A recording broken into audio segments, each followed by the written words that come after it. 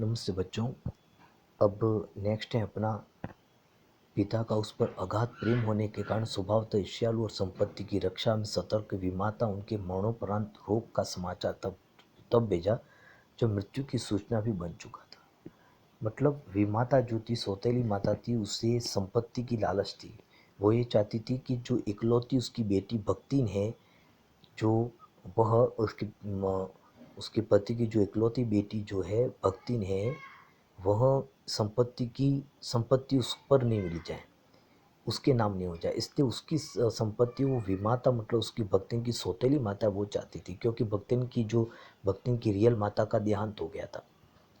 तो पिता की जो मृत्यु हो गई थी अचानक, जो कुछ दिन बीमार थे और मृत्यु हो गई, तो उसने जो मरणोपरांत भी मतलब समाचार लेट भेजा, मरने के बाद भेजा, पिता की मृत्यु के बाद भेजा, ताकि पिताजी अगर जिंदा रहेंगे तो पिताजी अगर कुछ कह देंगे कि मेरी बेटी को ही ये संपत्ति मिले, तो फिर वह विमाता ऐसा चाहती नहीं थी। इसीलिए इस लालच में, संपत्ति के लालच में उसने लेट भेजा।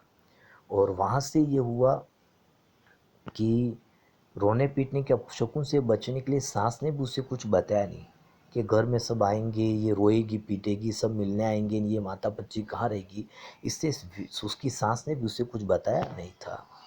सो जाकर देख आवे, यही कहकर के उसको पहना उड़ाकर सास ने उसे विदा कर दी कि जा वहां पर जा, और तेरे को बुलाया है तो क्या पता नहीं क्या है, जा, ऐसा करके बुला दिया। जबकि सास को पता था कि उसके पिता की मृत्यु हो गई है, लेकिन भक्तिन को नहीं बताया गया। अब भक्तिन के तो पंख उड़ने लगे थे, मतलब भक्तिन काफ़ी खुश हो गई थी कि यार मुझे आज मेरे पीहर में जाने का मौका मिल रहा है। इस बात को सुनकर के भक्तिन काफ़ी खुश हो गई थी।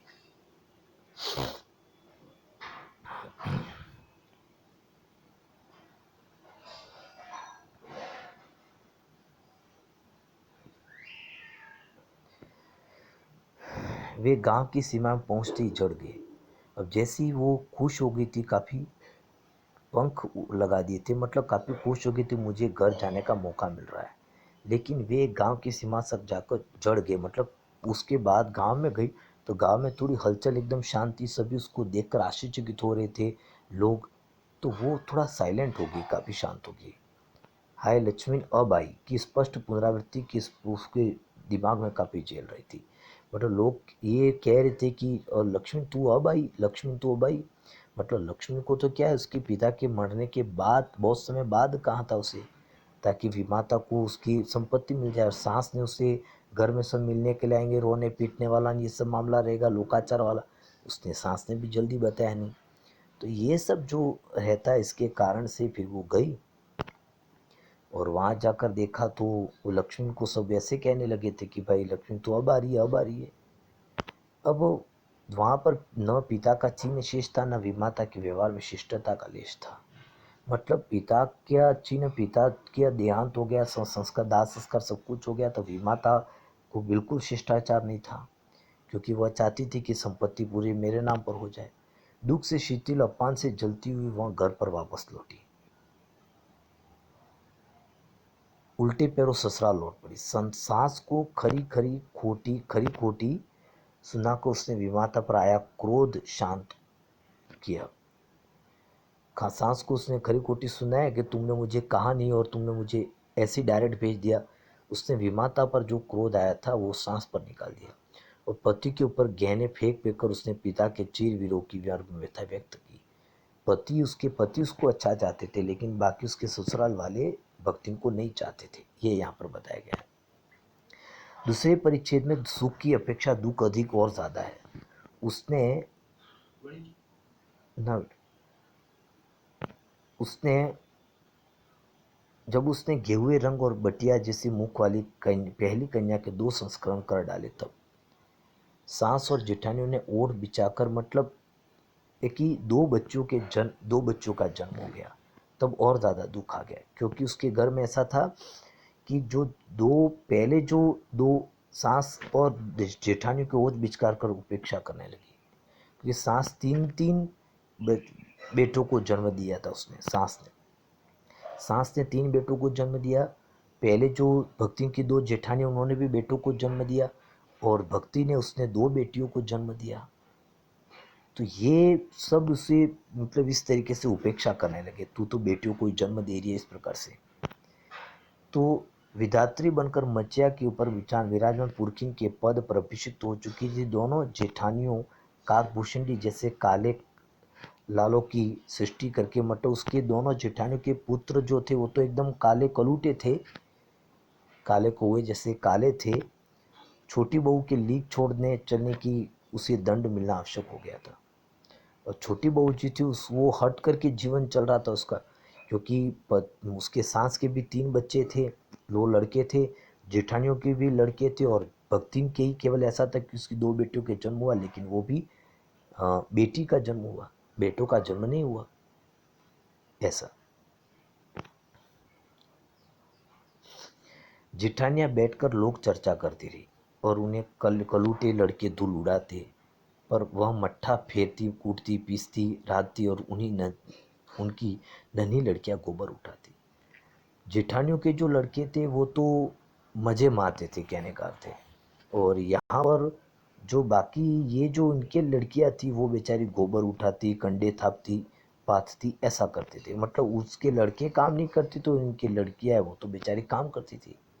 जेठानियां अपने भात पर सफ़ेद राब रखकर गाढ़ा दूध मिलाकर अपने लड़कों को ओढ़ते और दूध से मलाई खिलाती। जेठानियां अपने बच्चों को अच्छी तरह से खाना खिलाती थी, ऐसा यहाँ पर कहा कि दूध और ऐसे करके। वह काले गुड़ की डली के साथ कटौती में मट्ठा पाती और लड़कियों को चने बाजरे के घूघरा चबाती। मतलब कहने का अर्थ इसमें ये कहा गया है कि वह जेठानियां अपने पुत्रों को अच्छा खाना खिलाती थी, और बेचारी ये भक्ति ने वो अच्छा खाना नहीं खिला पाती थी, क्योंकि भक्ति के साथ उसके घर में ना इंसाफी होती थी। विशेष कारण ये रहा कि भक्ति ने कन्याओं को, लड़कियों को जन्म दिया और उन जेठानियों ने लड़कों को जन्म दिया, ये कारण था। इस दंड विधान के भीतर कोई ऐसी धारा नहीं थी जिसके अनुसार खोटे सिक्कों की टकसाल जैसी पत्नी से पति को विरक्त किया जा सके। खोटे सिक्कों की टकसाल यहाँ पर भक्तिन के रूप में कहा गया है, क्योंकि वह खोटे सिक्के, क्योंकि भक्तिन के लड़कियां ही लड़कियां आती थी, इसलिए खोटे सिक्कों की टकसाल के रूप में उसे मान लिया गया। पत्नी से पति को विरक्त किया जा सकता है, ऐसा हुआ नहीं। सबने कोशिश की कि पत्नी से पति को विरक्त कर दो, मतलब झगड़ा ऐसा पैदा कर दो कि दोनों आपस में अलग हो जाएं, ताकि पति पत्नी की बात नहीं माने। सारी चुगली चबाई की परिणति उसके पत्नी प्रेम को और बढ़ा देती थी। सभी जब पति को बार बार चुगलियाँ करते कि तेरी पत्नी ऐसा करती है, तेरी पत्नी ऐसा करती है, ऐसे माँ बार बार उसको कहती थी, लेकिन पति को कभी भी पति है वो उसकी पत्नी को डांटता नहीं था और प्रेम बढ़ता था। जेठानियाँ बात बात पर धूमधाम पीटी कूटती जाती, उसके पति ने कभी उसको उंगली भी नहीं उठाई। इस प्रकार से यहाँ पर चल रहा था। बेटी को पहचानता था। इसके अतिरिक्त परिश्रमी तेजस्विनी पति के पति रोम रोम से सच्चित पत्नी को वह चाहता भी बहुत रहा। मतलब इस पूरे पैराग्राफ में ये कहा गया है कि बताया गया है यहाँ पर कि वह कोई इतनी भी चुगलियाँ करती, लेकिन फिर भी पति है वो अच्छा था, व्यक्ति बहुत अच्छा था उसका व्यक्तित्व, और वह उससे पत्नी से बहुत प्रेम करता था, क्योंकि उसके प्रेम के बल पर ही पत्नी ने अलगोजा करके सबको अंगूठा दिखा दिया। मतलब सबको ये पति का प्रेम था, इसलिए उसने सबको तो अच्छे से बता देती थी कि ऐसा नहीं है और मेरे पति मेरे ही है। काम वही करती थी, इसलिए गाय भैंस खेत खलिहान ये सब अच्छा काम करती थी, इसलिए ये गाय भैंस खेत खलिहान ये सब उसके पास अच्छा सा था। इसीलिए बाकी जो उसकी जेठानियाँ हैं और देरा जो उसके सास है वो उससे काफ़ी चिढ़ते थे। ये यहाँ पर बताया गया है। धन्यवाद।